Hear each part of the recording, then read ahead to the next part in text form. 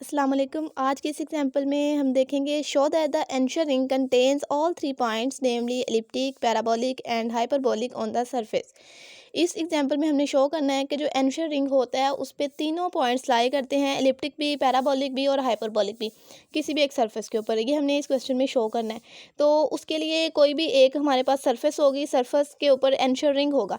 तो एंशर रिंग की एक जनरल इक्वेशन है आर पोजिशन वैक्टर के लिए, वो हम लिख लेते हैं। जो एंशरिंग की ये एक वेल डिफाइंड जनरल फॉर्म है, हर क्वेश्चन में ये यूज़ होती है। एंशरिंग की ये इक्वेशन चेंज नहीं होती। ये हमारे पास होती है R is equal to B plus A cos U cos V, B plus A cos U sine V और ए साइन यू। ये इसकी हमारे पास इक्वेशन है। यहाँ पे हमारे पास जो यू होता है वो 0 से 2 पाई के दरमियान होता है, 0 u n=2 पाई, और जो वी होता है वो 0 से 2 पाई, मतलब दोनों जो यू और वी है वो दोनों 0 से 2 पाई के दरमियान होते हैं, और इक्वल का साइन भी है साथ। अब हमने चूंकि इसमें एलिप्टिक, पैराबोलिक और हाइपरबोलिक शो करने हैं, तो ये अगर आपने लास्ट वीडियोस देखी है तो मैंने इनकी कंडीशंस उनमें भी बताई थी कि अगर हमने एलिप्टिक, पैराबोलिक और हाइपरबोलिक चेक करना है तो इसके लिए हमें डिस्क्रिमिनेंट सेकंड फंडामेंटल फॉर्म का ln-m² को चेक करना होगा। अगर हम इनकी वैल्यूज़ निकालते हैं, वो पॉजिटिव आती है तो इसका मतलब पॉइंट्स एलिप्टिक है, नेगेटिव आती हैं तो इसका मतलब पॉइंट्स हाइपरबोलिक हैं, और अगर ये 0 के इक्वल आ जाती हैं तो देन पॉइंट्स जो हैं वो पैराबोलिक है। तो अब हमने ये नेचर फाइंड करनी है पॉइंट्स की एंशरिंग के ऊपर। तो हमें उसके लिए R1 R2 चाहिए, R11 चाहिए, R12 चाहिए, R22 चाहिए। तो हम इस R जो पोजीशन वेक्टर एंशरिंग के लिए गिवन है, इसको यूज़ करते हुए हम अपनी रिक्वायरमेंट जो है वो पूरी करेंगे। सबसे पहले R1 निकालेंगे। जो R वेक्टर हमें गिवन है इसका डेरिवेटिव ले लेंगे with respect to U। R2 निकालेंगे derivative with respect to V। Then हम इनका ले लेंगे क्रॉस प्रोडक्ट। क्रॉस प्रोडक्ट हमें एज को फाइंड करने के लिए चाहिए। तो क्रॉस प्रोडक्ट यहाँ पे मैंने डायरेक्ट लिखा हुआ, आप इसको डिटर्मिनेंट की फॉर्म में भी कर सकते हैं। डायरेक्ट मैंने इस तरह से लिखा कि जब मैं R1 R2 का लेती हूँ तो इन दोनों टर्म्स में मेरे पास जो है वो B plus A cos U, जब डिस्क्रिमिनेंट लेने के बाद कॉमन आता है उसको मैंने कॉमन निकाल लिया है। बाकी जो टर्म है उसमें मेरे पास जब मैं इसको एक्सपेंड करती हूँ तो यहाँ पे ये टर्म तो ज़ीरो हो जाती है, बाकी ये बचती है। इसमें से ये कॉमन निकला हुआ है तो माइनस साथ आएगा, ए आएगा, और यहाँ पे ये कोज यू और कोज वी ये आ गया।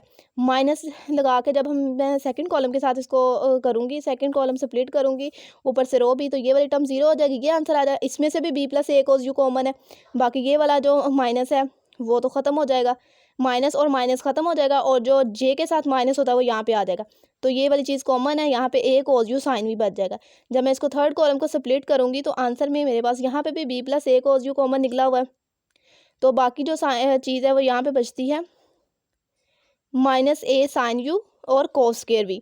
फिर इसी तरह ये वाली जो टर्म है इसको अगर करें तो ये माइनस माइनस प्लस हो गया, दूसरा वाला माइनस साथ आ जाएगा। ये वाली चीज़ इधर में से भी कॉमन है, और यहाँ पे a sine u sine square v. अब यहाँ पे ए साइन यू इसमें भी है, ए साइन यू इसमें भी है, इसमें साइन स्क्वायर भी है, इसमें कोस स्क्वायर भी है।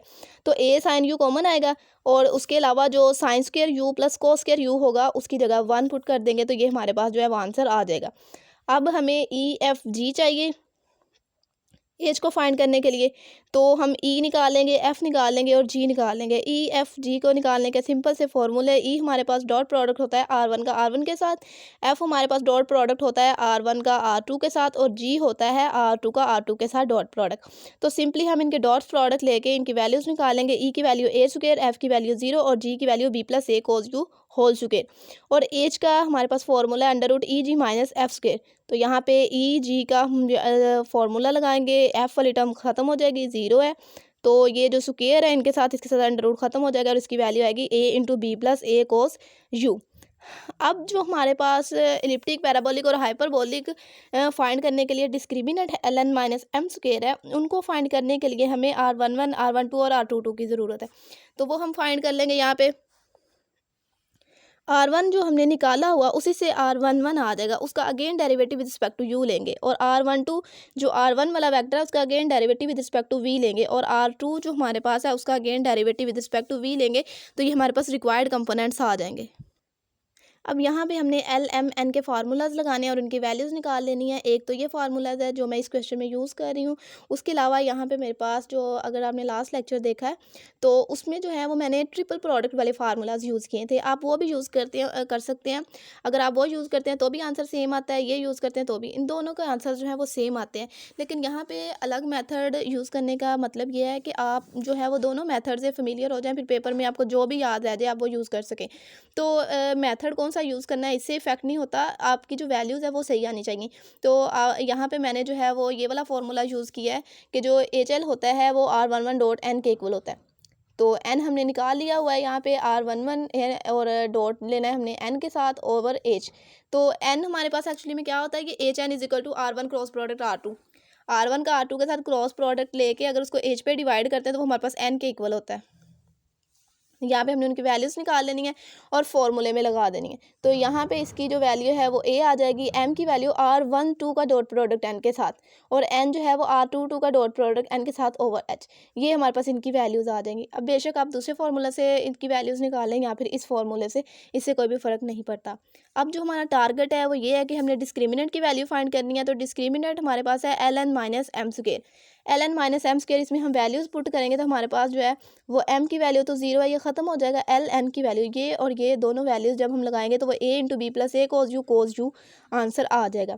अब हमने ये देखना है कि इनकी जो साइंस है, b तो हमेशा ही a से ग्रेटर होता है, तो ये वाली टर्म तो ग्रेटर होगी ही होगी क्योंकि b ग्रेटर है। जब b a से ग्रेटर है तो ये वाली चीज़ ग्रेटर होगी।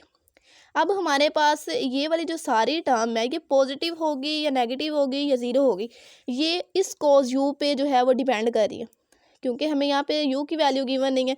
u की वैल्यू हमारे पास नेगेटिव भी हो सकती है, पॉजिटिव भी हो सकती है, मतलब u की वैल्यूज़ हम कुछ भी लगा सकते हैं। तो उसमें कोस जो है वो हमें नेगेटिव भी मिल सकता है और इसका आंसर जो है वो हमें पॉजिटिव भी मिल सकता है, इसका आंसर हमें ज़ीरो भी।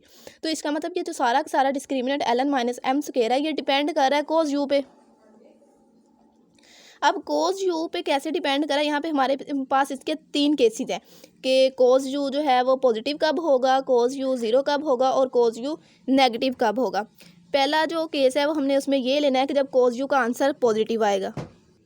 कोस यू का जो आंसर है वो पॉजिटिव तब आता है जब हमारे पास यू की वैल्यू 0 से π/2 के दरमियान लाया करे या फिर 3π/2 से 2π के दरमियान लाया करे। अगर कोस यू की वैल्यू इन दो डिटर्मिनेंट्स के दरमियान लाया करती है तो देन कोस यू का जो आंसर है वो पॉजिटिव आएगा।